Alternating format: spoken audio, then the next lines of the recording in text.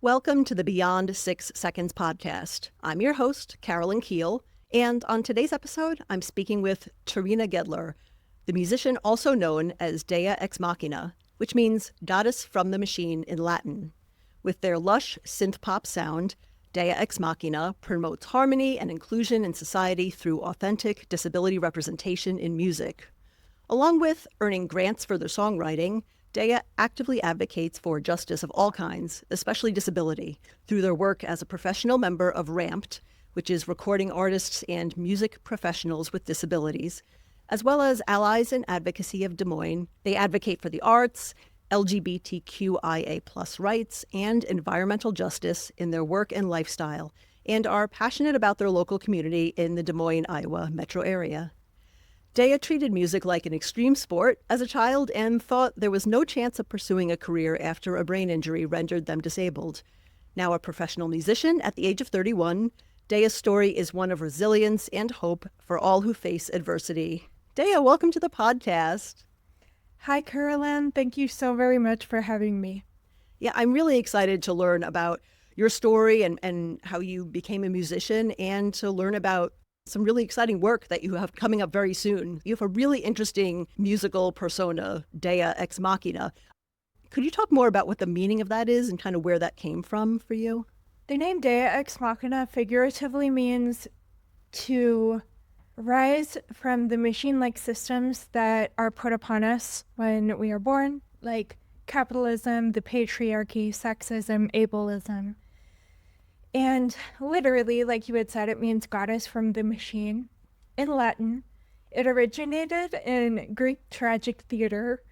Critics would use the term god from the machine to describe a kind of trite ending that tragic plays had, where a god or an actor playing a deity would come into the play at the end and solve all of the problems. They were lifted onto the stage with a riser or lowered onto the stage with a crane. And so the term to describe this god who solved everything very quickly and almost, unrealistically, it just seemed like a cop-out to the critics. That term was the god from the machine. My name is goddess from the machine, which is the feminine derivative. So it's a nod to feminism and marginalized communities that are underrepresented in the narrative of history. Right, that's really cool. So you kind of have this spirit in the systems and the machine that exist in our world. So that's really fascinating. Yes, this project is very spiritual as well. The imagery is inspired by Greek goddesses as well. Awesome.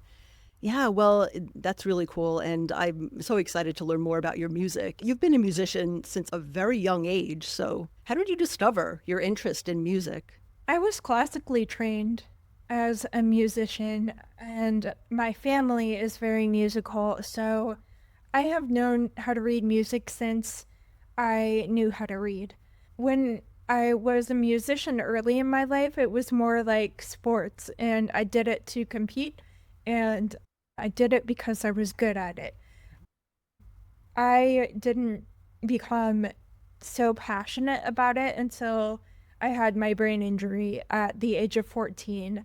That was when I stumbled on writing music, and I composed choral music at first, but that transformed into songwriting now.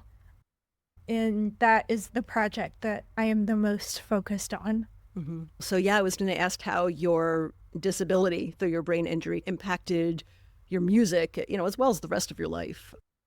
And it sounds like it kind of had this shift from maybe exclusively performing to also songwriting or focusing on creating music as well, or how else was it impacted?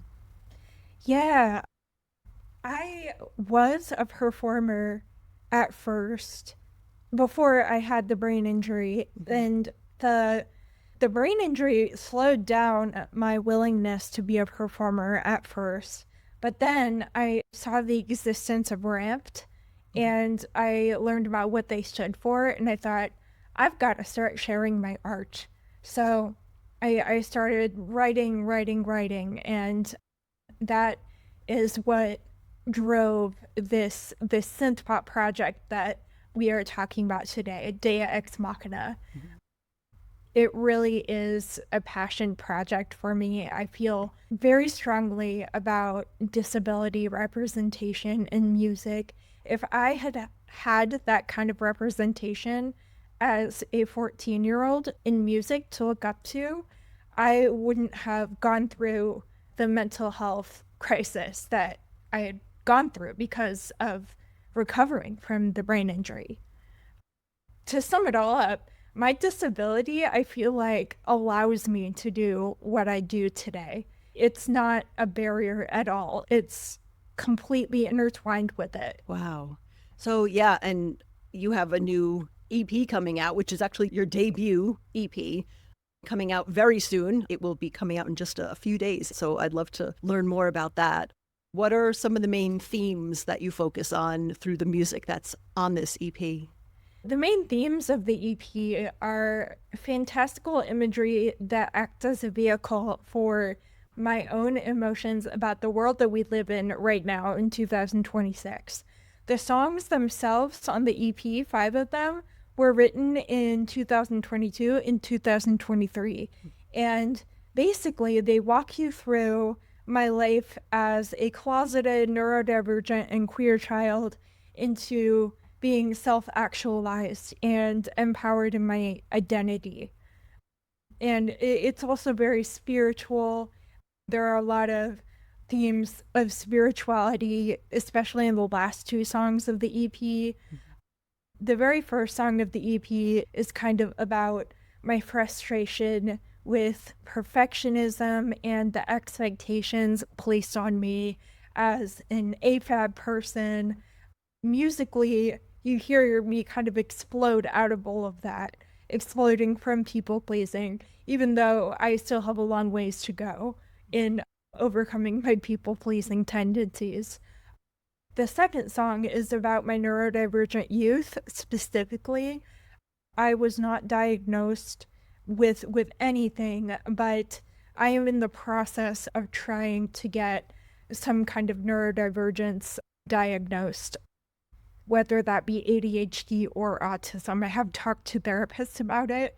It's been a journey, but the more I learn about these conditions, the more I learn how to adequately care for myself.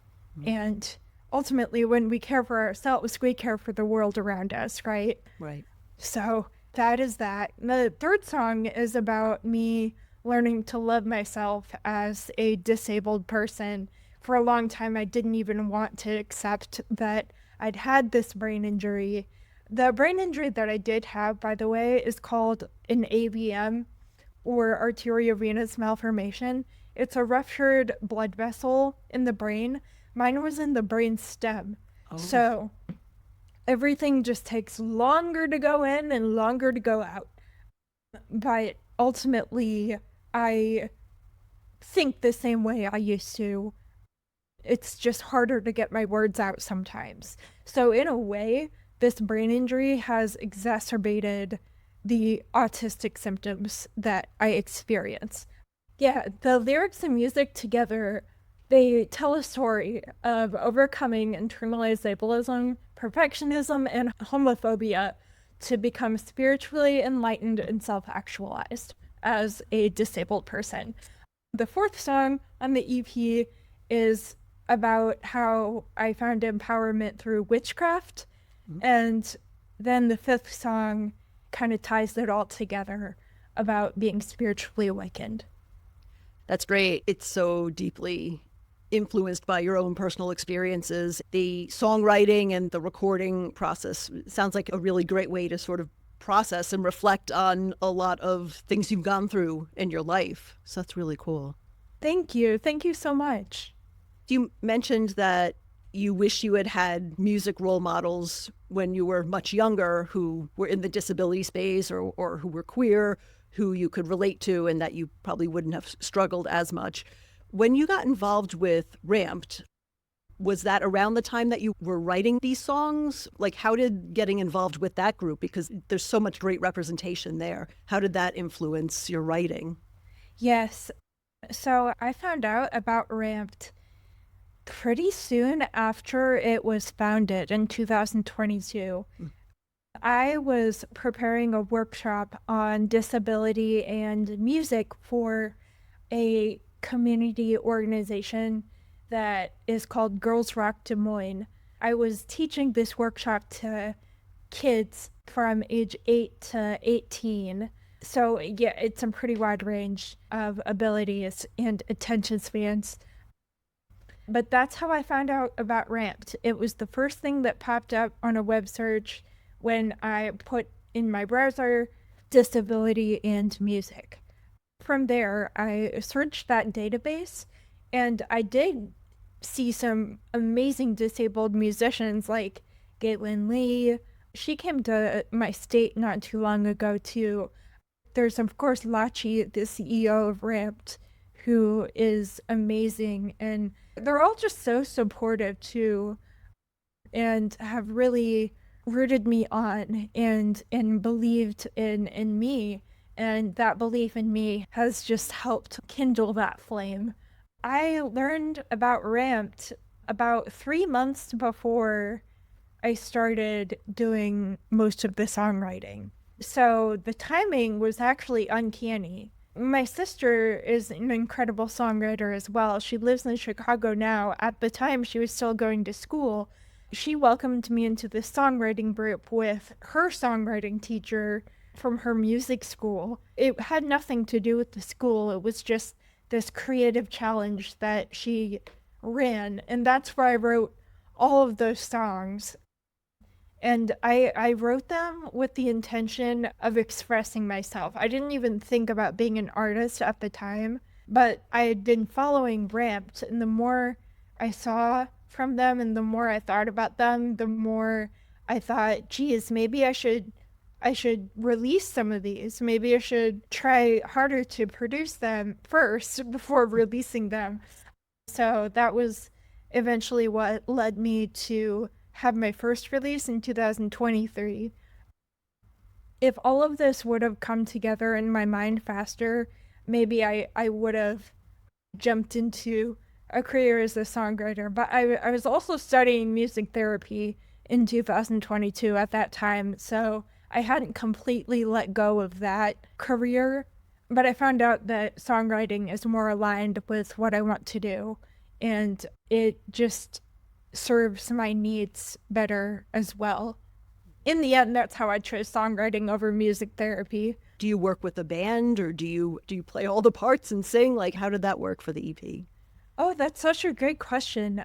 I do consider myself to be an amateur producer. I can get the bare bones of my songs into a DAW, or a digital audio workstation. But they don't sound radio ready when I put them in the DAW. So I actually connected with another Ramped member. When they perform their music, they go by the name Medusa. They helped with the production of this EP. They are amazing. So it's a really cool opportunity. That community sounds like it was really helpful to find other people with the producing and quality. So yeah, oh, that's really great.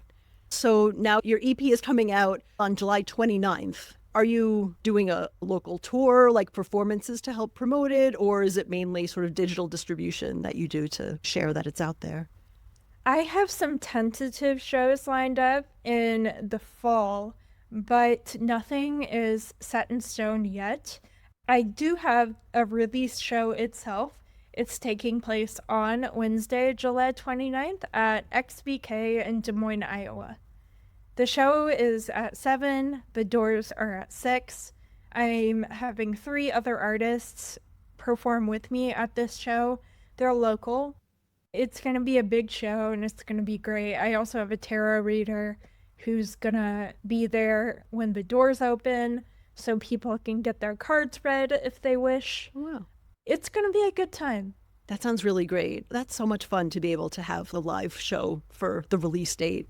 and to finally see your creation go out in the world. Like, where can people buy your EP, or can they go somewhere to find out about live performances that might get scheduled, like for the fall later on?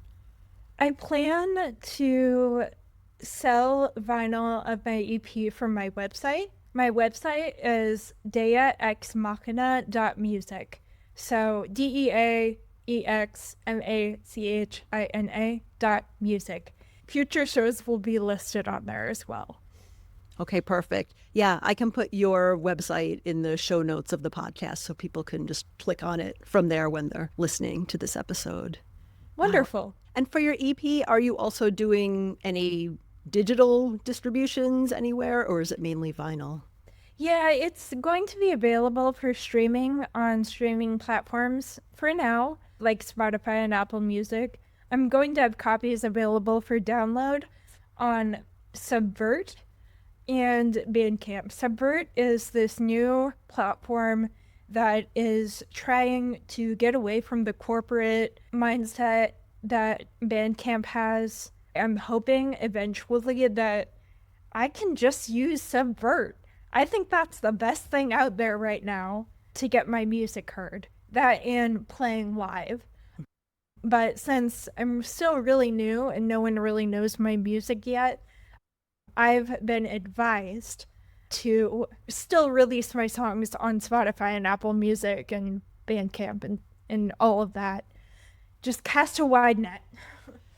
Yeah, to make it available to as many people as possible. That makes sense. So people, even if they're not in the Des Moines area, if they don't have a chance to see you live, they can get your music no matter where they live. So that's really cool. Absolutely. I would love to have as many listeners as possible from around the U.S.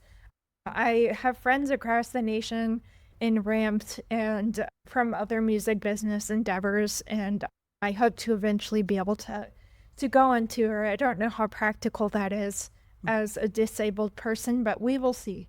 Yeah, well, I think it's a great start. And yeah, congratulations on your new upcoming EP. So that's really exciting.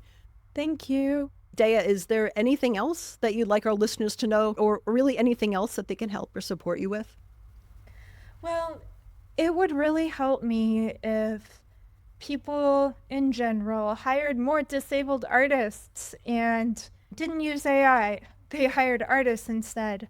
It would help me if people went out of their way to love each other and have more empathy, because you never know what anyone else is going through.